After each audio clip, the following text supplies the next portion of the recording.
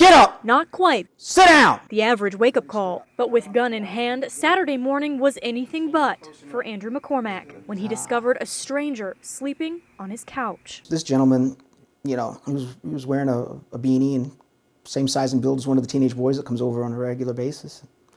You know, he was laying there with a blanket over him and stuff and didn't think anything of it. Until he found out it wasn't anyone he knew. So the 20-year Marine acted fast. I reached back, drew it to a high compressed ready. To protect his wife and 4 kids from what at the time he was unsure of. Wasn't aware of, had he been drinking, was he on drugs, did he have a weapon, who he was, what were his intentions. I didn't know if he was okay.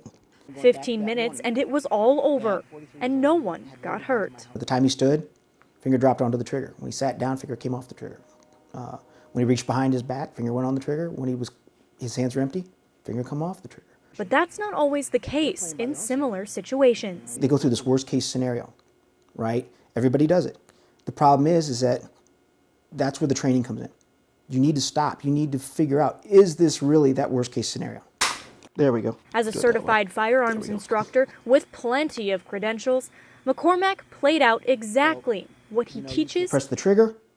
in his classes. I see it all the time where people they come and take a state class, you know, and they get their license to carry or their permit, you know, and they're ready to go tackle the world. A world that could have changed in a matter of seconds. Sit down or I'll shoot! For McCormack and his family. Once you squeeze the trigger, there's no coming back. In Detroit Lakes, Krista Bain, Valley News Live.